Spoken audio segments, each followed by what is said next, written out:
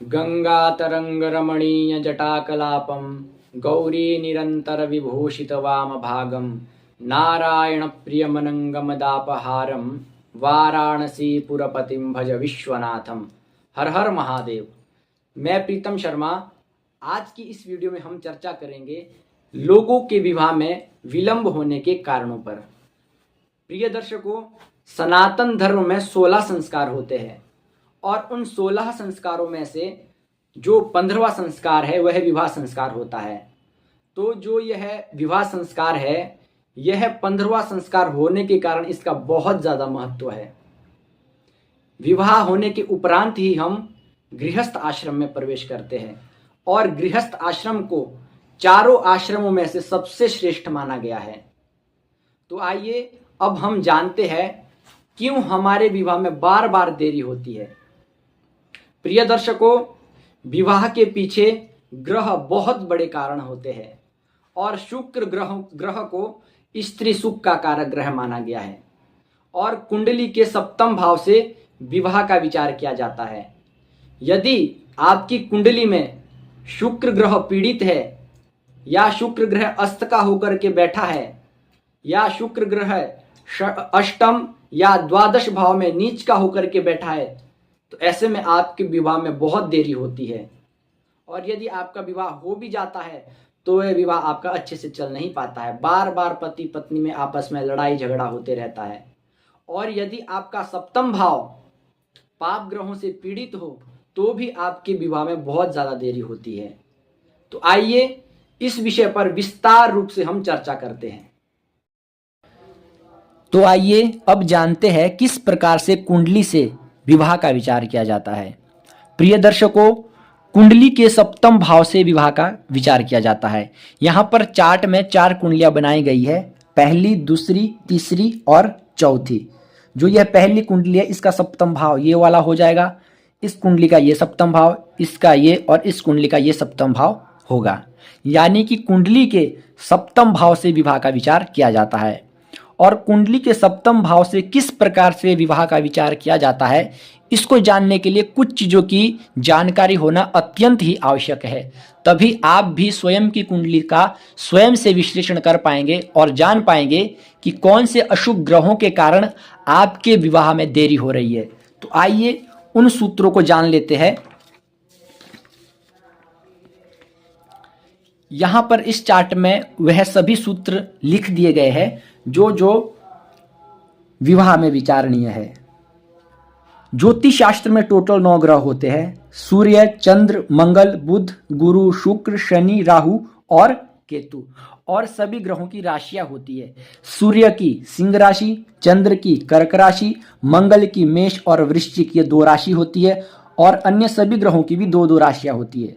राहु और केतु को छाया ग्रह माना गया है, इसलिए इन दोनों ग्रह की कोई भी राशि नहीं होती है। या यूं कहा जाए कि जो यह राशि है, ग्रह इनके स्वामी होते हैं। जैसे सिंह राशि के स्वामी सूर्य हो जाएंगे, कर्क राशि के स्वामी चंद्र होते हैं, मेष और वृश्चिक के स्वामी मंगल होते हैं। इसी प्रकार से सभी ग्रहों के, सभी राशियों के स्वामी होते हैं।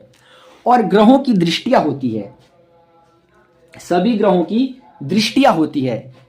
जितने भी 9 ग्रह है, इन सभी ग्रहों की सप्तम दृष्टि होती है। थोड़ा मैं आपकी जानकारी के लिए यहां पर बता दूं। जैसे यहां पर ये कुंडली है, मान लीजिए सूर्य आपकी कुंडली में प्रथम भाव में बैठा है, यानी कि प्रथम भाव में सूर्य बैठा है। तो सूर्य की सप्तम दृष्टि 1 2 3 4 5 6 7, यानी कि सूर्य की सप्तम दृष्टि इस भाव पर पड़ेगी। इसी प्रकार से सभी ग्रह का आपको समझ लेना है। और 3 ग्रह की 2-2 दृष्टियां विशेष होती है: मंगल, गुरु और शनि। मंगल की चतुर्थ और अष्टम, गुरु की पंचम और नवम और शनि की तृतीय और दशम। सप्तम तो होती ही है। जैसे मान लीजिए आपकी कुंडली में मंगल यहां पर बैठा है, चतुर्थ भाव में मंगल बैठा हुआ है, तो मंगल की चतुर्थ दृष्टि कहां होगी? 1 2 3 4, यानी कि सप्तम भाव में चतुर्थ दृष्टि। और फिर सप्तम दृष्टि कहाँ होंगी? तो यहीं से आपको गिन लेना है, 1 2 3 4 5 6 7, यानी कि मंगल की सप्तम दृष्टि इस भाव पर और अष्टम दृष्टि इस भाव पर होगी। इसी प्रकार से आपको गुरु का और शनि का भी समझ लेना है।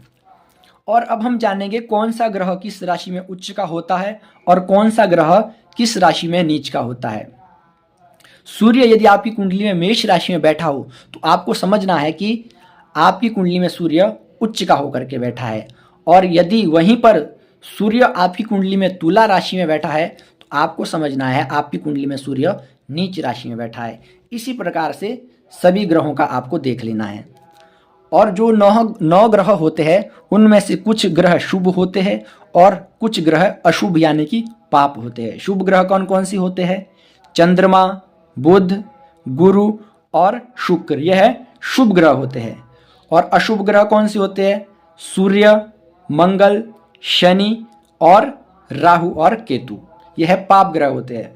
और बुध यदि पाप ग्रहों के साथ बैठे तो पाप प्रभाव डालता है, और शुभ ग्रहों के साथ बुध बैठ जाए तो इसका शुभ प्रभाव होता है।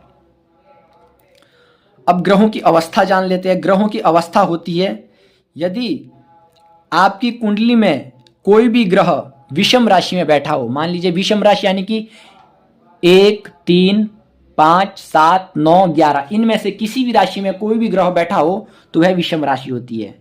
तो यदि विषम राशि में कोई ग्रह बैठा हो और उसकी डिग्री 0 अंश से 6 अंश तक हो तो वह बाल अवस्था होती है। यदि 6 अंश से 12 अंश तक उसकी डिग्री हो तो वह कुमार अवस्था होती है। और 12 अंश से 18 अंश तक उसकी डिग्री हो तो उसकी युवा अवस्था होती है। और 18 अंश से 24 अंश तक उसकी डिग्री हो तो वह वृद्धा अवस्था होती है। और 24 अंश से 30 अंश तक उसकी अवस्था हो यानी कि उसकी डिग्री हो तो वह मृत अवस्था होती है। और यदि सम राशि में हो तो उसका विपरीत होगा। मान लीजिए सूर्य सम राशि में बैठा हो और 0 से 6 अंश तक हो तो वह मृत अवस्था होगी, यानी कि इसके विपरीत होगा। और यदि कोई ग्रह 12 अंश से 18 अंश तक होता है तो वह पूर्ण फल देता है। तो यह थे कुछ सूत्र जिनको जानना अत्यंत ही आवश्यक है। तो आइए अब जानते हैं कुंडली में बनने वाले योगों के बारे में। प्रिय दर्शकों, सबसे पहले हम जानेंगे कि किन ग्रहों के कारण, किन योगों के कारण विवाह में देरी होती है। यदि आपकी लग्न कुंडली में सप्तम भाव में पाप ग्रह बैठे हो, पाप ग्रह कौन कौन से होते हैं हमने आपको बताया। सूर्य, मंगल, शनि और राहु और केतु, राहु और केतु। इनमें से कोई ग्रह या 2 ग्रह, 3 ग्रह, 4 ग्रह जो भी सप्तम भाव में बैठे हो तो आपके विवाह में बहुत देरी होती है, बार बार विवाह में अड़चने आती है। यदि पाप ग्रह सप्तम भाव में बैठे हो और यदि सप्तम भाव पर पाप ग्रहों की दृष्टि हो तो भी विवाह में देरी होती है। आपको देखना है कि आपके सप्तम भाव में कहीं पाप ग्रह तो नहीं बैठे हैं, ये पहला सूत्र। और दूसरा सूत्र, यदि सप्तम भाव में 1 नंबर की राशि हो, यहां पर 1 लिखा हो, यहां पर 1 लिखा हो और यहां पर शनि हो, यानी कि शनि मेष राशि में नीच का हो जाता है, फिर तो आपके विवाह में बहुत देरी होती है। कभी कभी तो ऐसा भी देखा गया है कि उसका विवाह होता भी नहीं है। और यदि मान लीजिए यहां पर 10 हो और फिर तो 11 तो यहां पर होगा ही, और शनि यहां पर बैठ जाए, फिर भी आपके विवाह में बहुत देरी होती है। ऐसे लोगों की तो कम से कम 35-36 साल में भी शादी के योग बड़ी मुश्किल से बन पाते हैं। और ऐसा भी देखा गया है कि ऐसे लोगों की शादी होती भी नहीं है। और कुछ बिंदु और जान लेते हैं। यदि आपकी कुंडली में शनि 12वें भाव में बैठा हो और नीच का होकर के बैठा हो या शत्रु राशि में बैठा हो, फिर भी विवाह में बहुत ज़्यादा देरी होती है। और यदि आपकी कुंडली में शुक्र और चंद्र की युति हो, मान लीजिए यहां पर 6 लिखा है और यहां पर शुक्र बैठा हो और शुक्र के साथ चंद्र बैठा हो तो भी आपके विवाह में बहुत देरी होती है। ऐसे लोगों का विवाह 30-32 के बाद ही होता है। और कहीं पर तो ऐसा भी देखा गया है किसी किसी की कुंडली में कि उन लोगों का विवाह होता भी नहीं है। और यदि आपकी कुंडली में काल सर्प दोष बन रहा हो तो काल सर्प योग कैसे बनता है? यदि मान के चलिए राहु यहाँ पर है और केतु यहाँ पर है, और राहु और केतु के इस साइड पे सारे ग्रह बैठे हो, 1 2 3 4, इन भाव में सभी ग्रह बैठे हो, यानी कि इस साइड कोई भी ग्रह ना हो तो काल सर्प योग बनता है। और यदि मान लीजिए इस साइड ग्रह बैठे हो और इस साइड कोई ग्रह ना बैठे हो तो भी काल सर्प योग बनता है। तो यदि आपकी कुंडली में भी कहीं काल सर्प योग बना है तो ऐसे जातकों की, ऐसे लोगों की भी शादी में बहुत विलंब होता है। और कुछ चीजें जान लेते हैं। यदि आपकी कुंडली में शुक्र अस्त हो, यानी कि कुंडली में शुक्र अस्त हो, यानी कि शुक्र को स्त्री सुख का कारक माना गया है। यदि आपकी कुंडली में शुक्र अस्त है फिर तो आपका विवाह किसी भी हालत में नहीं होगा जब तक आप शुक्र का उपाय नहीं करवाएंगे। तो यह कुछ योग थे, यह कुछ बिंदु थे विवाह में देरी के।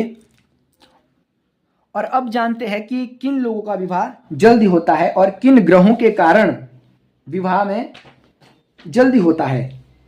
यदि सप्तम भाव में शुभ ग्रह हो, यानी कि सप्तम भाव में शुभ ग्रह यानी कि बुध, चंद्र, शुक्र और गुरु, यदि सप्तम भाव में इनमें से कोई ग्रह हो या 2 ग्रहों की युति हो, 3 ग्रहों की युति हो तो आपका विवाह सही समय पर होता है और वह विवाह अच्छा चलता है। और यदि सप्तम भाव पर शुभ ग्रहों की दृष्टि हो, यानी कि बुध, चंद्र, शुक्र, गुरु में से किसी भी ग्रहों की दृष्टि सप्तम भाव में हो तो उनका विवाह भी सही समय पर होता है और वह विवाह उनका अच्छा चलता है, दाम्पत्य जीवन भी अच्छा रहता है। और कुछ जान लेते हैं विवाह के जल्द योगों में। यदि लग्नेश, यानी कि जो प्रथम भाव है इसको लग्नेश कहते हैं, यदि लग्नेश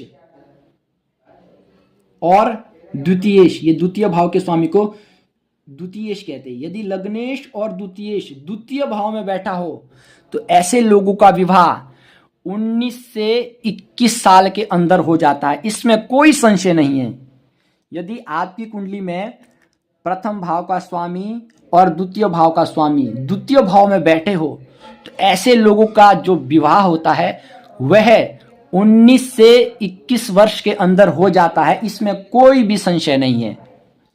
तो यह थे कुछ बिंदु जिससे हमने जाना कि विवाह में देरी किन ग्रहों के कारण होती है और किन ग्रहों के कारण विवाह आपका समय पर होता है और अच्छा होता है। तो प्रिय दर्शकों, यह थे कुछ अशुभ योग जिनके कारण विवाह में बार बार अड़चने आती है, विवाह देरी से होता है और दाम्पत्य जीवन भी अच्छे से नहीं चल पाता है। यदि आपके साथ भी कुछ ऐसा हो रहा है तो आप सबसे पहले अपनी जन्म पत्रिका किसी विद्वान ज्योतिषी से दिखाएं और उसका कारण और निवारण जानने की कोशिश करें। तो आइए अब मैं आपको कुछ ऐसे उपाय बताता हूं जिसको करने से आपके विवाह में आ रही समस्याएं दूर हो सके, आपका विवाह हो सके और आपका जो दाम्पत्य जीवन है वह भी सुखमय हो। तो प्रिय दर्शकों, यदि आप सामर्थ्यवान है तो किसी विद्वान ब्राह्मण द्वारा दुर्गा सप्तशती का पाठ, सर्वा बाधा विनिर्मुक्तो धन धान्य सुतान्वितः मनुष्यो मत प्रसादेन भविष्यति न संशय, इस मंत्र के संपुट द्वारा दुर्गा सप्तशती के 9 पाठ करवाने से निश्चित ही आपका विवाह हो जाएगा और आपका दाम्पत्य जीवन भी सुखमय होगा। और यदि जिन पुरुषों का विवाह नहीं हो पा रहा है, उसमें बार बार अड़चने आ रही है, तो वह पत्नीम मनोरमाम देही मनोवृत्तानुसारिणीम तारिणीम दुर्गा संसार सागरस्य कुलोद्भवान, इस मंत्र के संपुट द्वारा दुर्गा सप्तशती के 9 पाठ करवाने से निश्चित ही उसका विवाह हो जाएगा और उसका दाम्पत्य जीवन भी सुखमय होगा। इन उपाय को करने से निश्चित ही आपका विवाह हो जाएगा। और कुछ उपाय और जान लेते हैं। बृहस्पतिवार के दिन आप पीला कपड़ा पहनना शुरू कर दीजिए, यानी कि पीले रंग के कपड़े पहनना शुरू कर दीजिए। और बृहस्पतिवार के दिन पानी में 1 चुटकी हल्दी डाल करके पूर्वाभिमुख होकर के स्नान करना शुरू कर दीजिए। और अपने से बड़ों का आदर कीजिए, अपने से बड़ों का सम्मान कीजिए और उनका आशीर्वाद लीजिए। और बृहस्पतिवार के दिन बृहस्पति मंत्र की 5 मालाएं करने से भी विवाह में जल्दी मतलब उन्नति हो जाती है, यानी कि विवाह आपका जल्दी हो जाता है। और यदि आप यह भी नहीं कर सकते हैं तो ओम गम गणपतये नमः इस मंत्र की प्रतिदिन 11 माला करने से भी विवाह जल्दी हो जाता है। तो प्रिय दर्शकों, यह थे कुछ उपाय जिनको करने से निश्चित ही विवाह आपका हो जाता है और दाम्पत्य जीवन भी बहुत अच्छा चलता है। यदि आपका इस वीडियो से रिलेटेड कोई प्रश्न हो तो आप कमेंट बॉक्स में अपना प्रश्न कर सकते हैं। मैं ज़रूर आपके प्रश्न का उत्तर देने का प्रयास करूंगा। और यदि आपको यह वीडियो अच्छी लगी हो तो वीडियो को लाइक, चैनल को सब्सक्राइब और वीडियो को शेयर करना ना भूलें। हर हर महादेव।